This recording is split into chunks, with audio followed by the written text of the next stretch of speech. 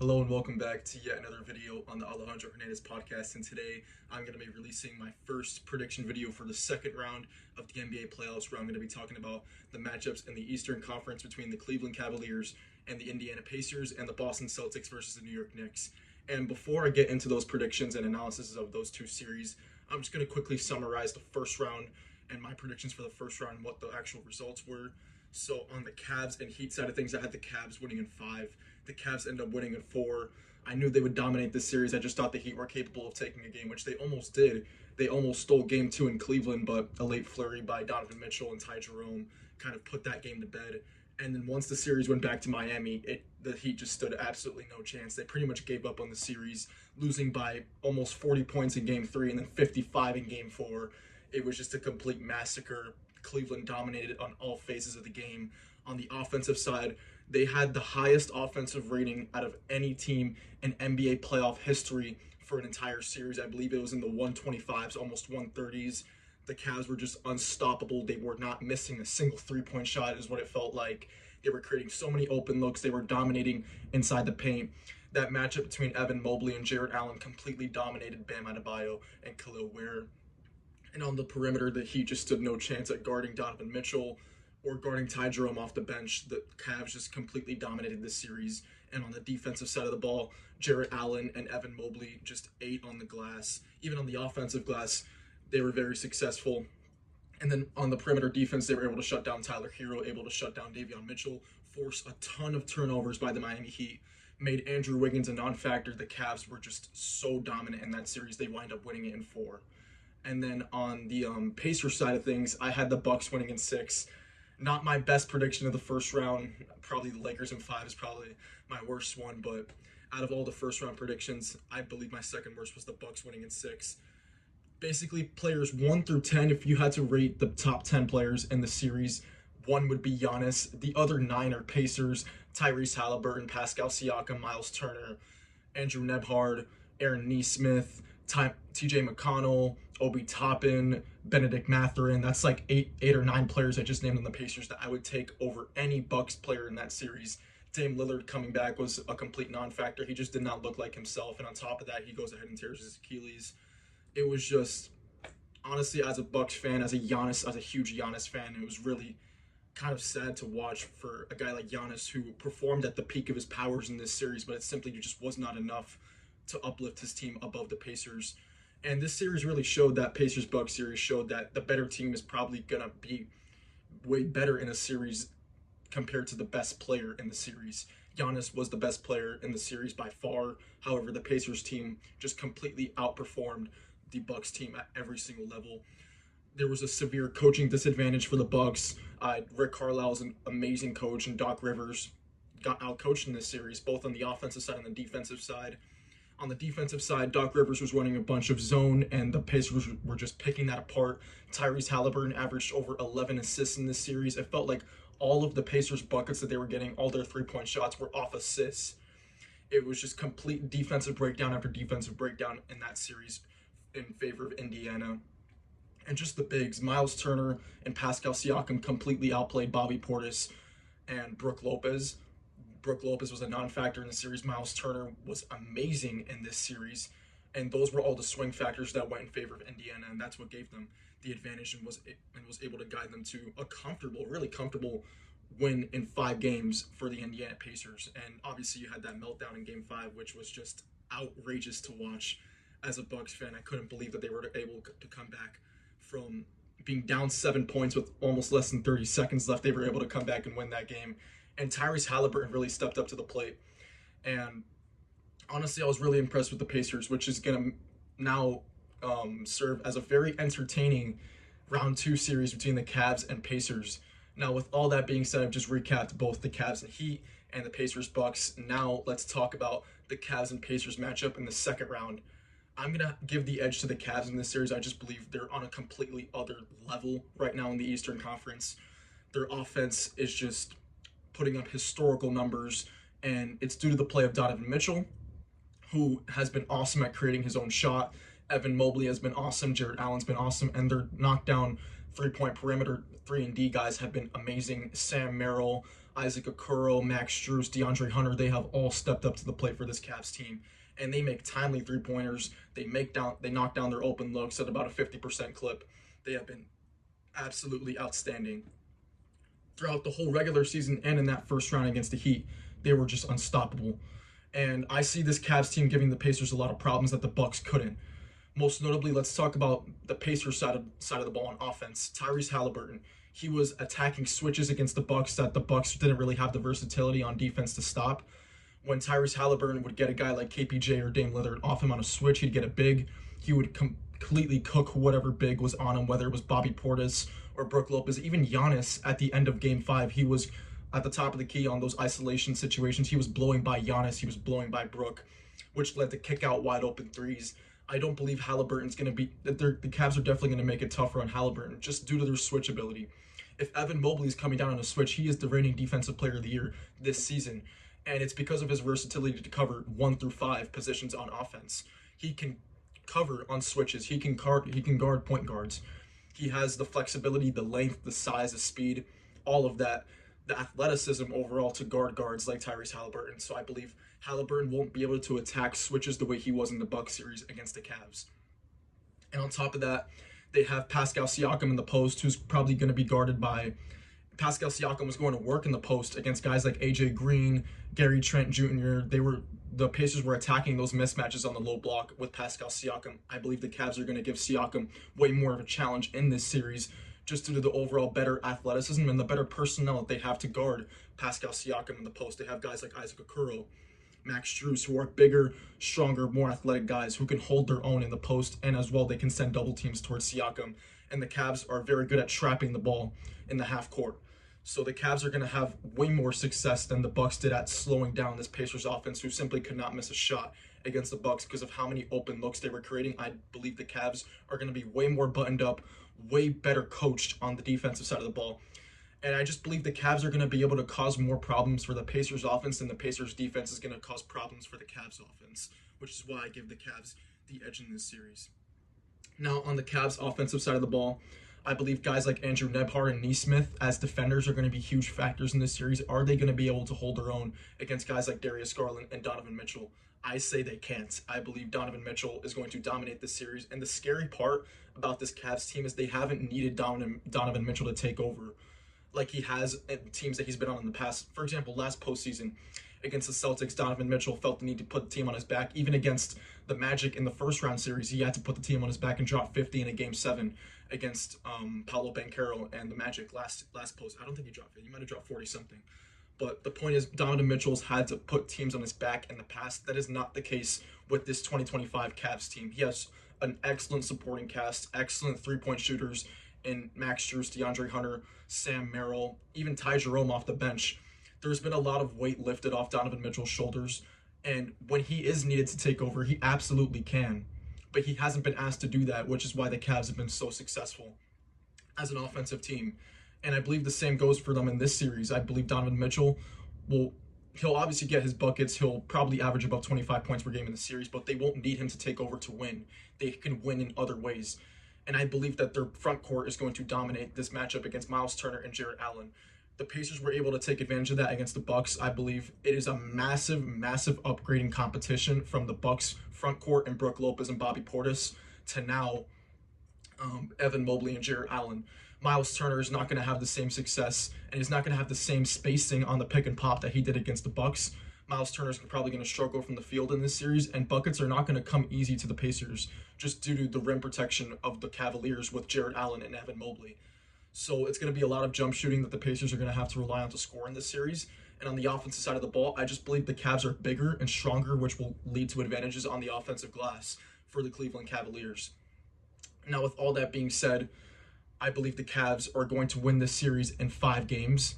I'm confident in the Cavs that I don't believe it'll be a very split apart 5-game series. I believe it's going to be close. Each game is probably going to come down to the wire, but I trust Donovan Mitchell to take over in the clutch more than I do Tyrese Halliburton. And I believe Darius Garland's also going to play a big factor in this series. He needs to be kind of that second reliable scorer for the Cavs that they need. And if not, then they're going to rely on Evan Mobley and Jarrett Allen to score the basketball in the paint, which I believe that they can do at a high level. They could not guard Giannis at all in that first round series when Giannis would drive to the paint. A lot of the Pacers players would get in foul trouble, which is why I value the Cavs in terms of just getting buckets at the rim. And I believe that they're going to be able to do that. They're going to be able to score the ball at an efficient rate. This is going to be a very high scoring series. I believe both offenses will produce a lot of points. Games are going to be in the 110s, the 120s. However, I value the Cavs defense more than I value the Pacers defense. I believe the Cavs defense is going to give the Pacers offense more problems than the Pacers defense will give the Cavs offense problems. Which is why, with all that being said, I have the Cavs winning this series in 5 games. It'll be a close 5-game series. However, I have the Cavs probably taking both game 1 and game 2 at home. Pacers take one on their home court, and they go back to Cleveland up 3-1, and they close it out in 5 games.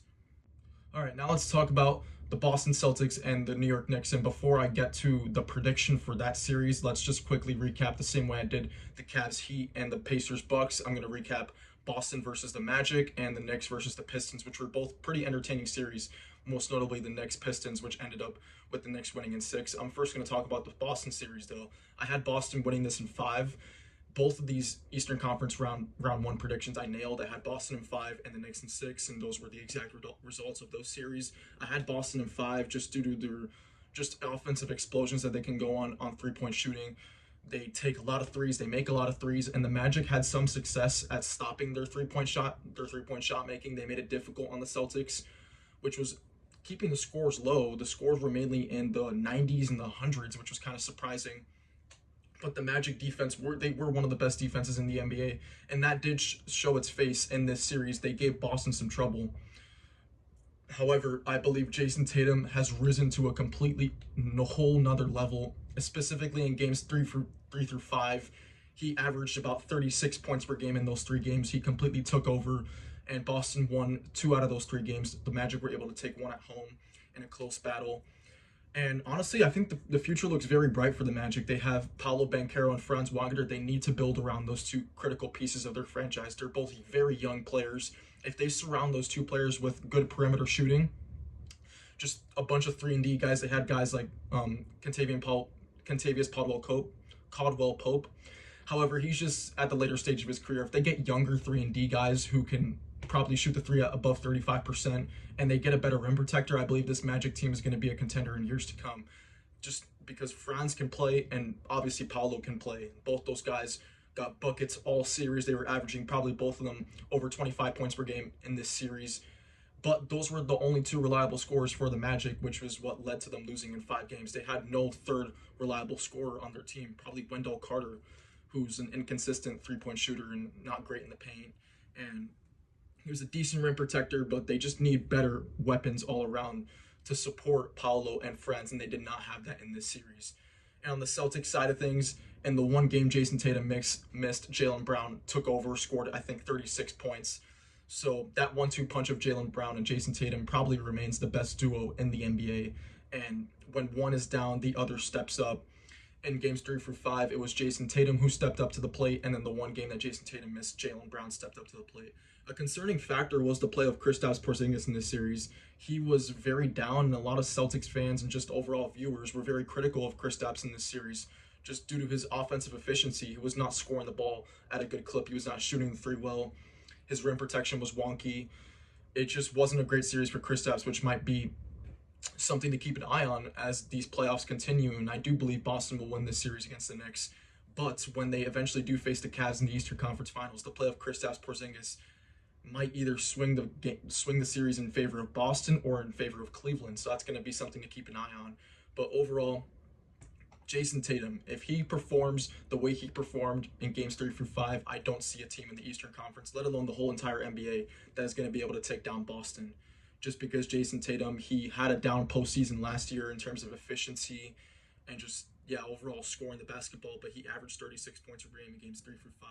If he keeps that up, Boston is going to be very tough to beat.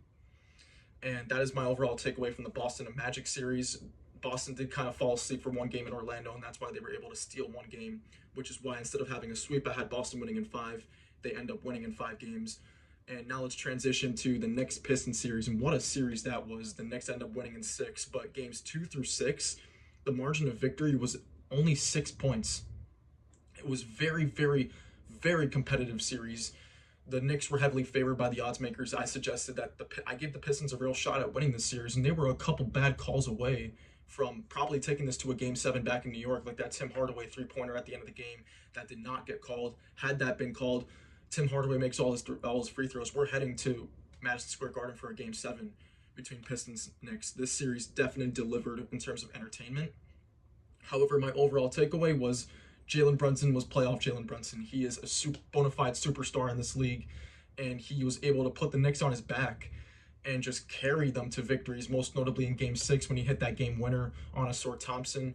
Asor Thompson was making him work all series, and even though he made him work all series, he still averaged over 30 points per game.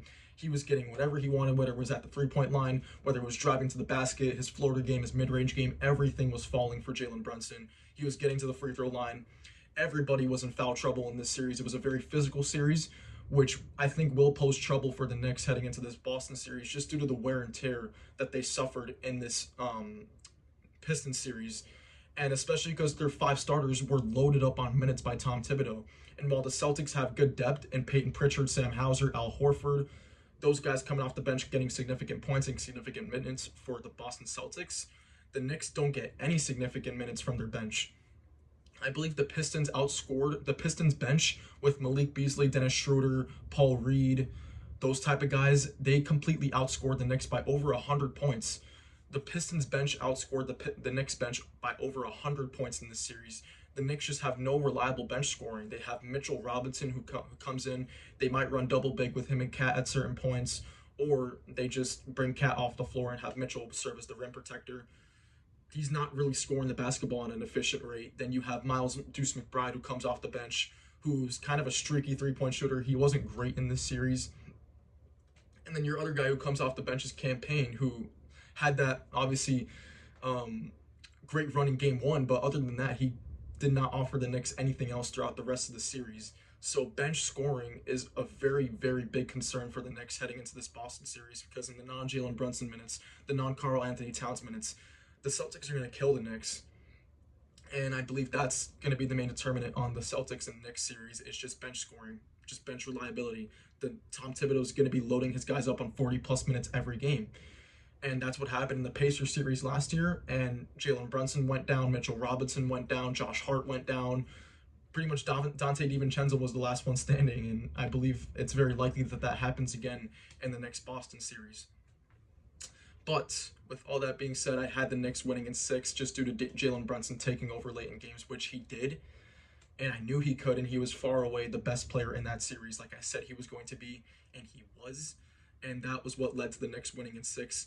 And another concerning factor is that the Knicks dropped both 2 out of 3 games in MSG. They were able to win 3 in Detroit, but dropped 2 at home. And if they drop a game at home against Boston, which they cannot afford, it's going to lead to a very quick series for the Boston Celtics. Now, with all that being said, now let's get into my prediction video for my prediction for the Boston Celtics versus the New York Knicks. The Celtics are heavily favored. They are negative 900 to win this series, and I believe that's fair. The Boston Celtics swept the regular season matchup between the Knicks. The first 3 games were by blowout. The last one went into overtime. The Celtics still won. And I'm very tempted to go for a Boston sweep, but I do have to respect the Knicks. And I'm going to call it Boston in 5, the same way I have the Cavs in 5. I have Boston winning this in 5 games. And it's just due to just bench scoring and overall talent and just playoff experience. The Celtics have been in these situations before. Jason Tatum, I believe, will dominate this series. I don't think anyone on the Knicks can really guard him. I believe it's probably going to be either Josh Hart or OG Anunoby on Jason Tatum, and then either one of those two. I believe it's going to be OG on Jaylen Brown and probably Josh Hart on Jason Tatum.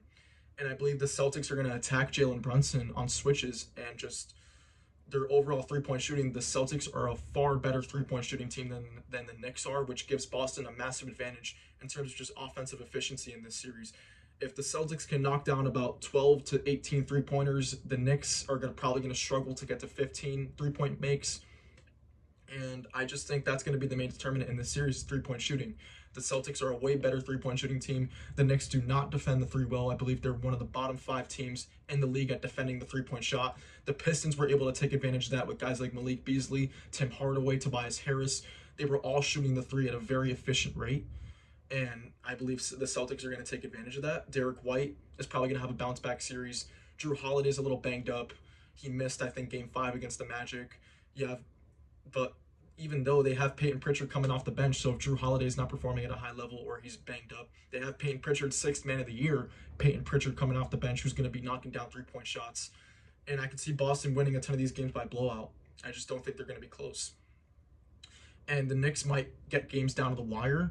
However, the Celtics have so many bodies to throw at Jalen Brunson. Like guys like a Sir Thompson for the Pistons were fouling out or getting in severe foul trouble. And if the Pistons really only had one or two reliable guys who could guard Jalen Brunson, the Celtics probably have 3 or 4. They have guys like Drew Holiday, Derek White. They could even throw Jaylen Brown on him. They have so many bodies that they can throw at Jalen Brunson. No matter how much foul trouble the Celtics get in, they still have guys to throw at Jalen Brunson on defense. And now a matchup that I'd look out for in this series is Kristaps versus Cat. Who is performing better out of those two guys? If Cat is performing at an extremely high level, the Knicks might be able to drag this out to 6, possibly even 7 games. I just don't think that Cat's production is going to be enough to lift up this Knicks team. And even especially if Cat gets in foul trouble, if Cat gets in early foul trouble, the Knicks are screwed in this series because they're not going to have perimeter 3-point shooting. They're not going to have a reliable rim protector. That they're going to have to be relying on Mitchell Robinson for heavy minutes. And I just think it's a complete mismatch in favor of Boston, which is why I have them winning in 5 games. I honestly think the Knicks are capable of taking a game in Boston, probably either game 2 or, I think game 2 is going to be the game that the Knicks have the opportunity to take in Boston. But besides that, I think Boston goes into MSG, takes both games at MSG, and they close it out in 5 at home. And that is going to be it for this prediction video for the Eastern Conference. Game 7 is tonight between the Rockets and Warriors. I'll have my prediction video for the Western Conference between OKC and the Nuggets, and either the Timberwolves versus the Rockets or Warriors. I'll have that video out tomorrow, but until then, I will see you guys next time.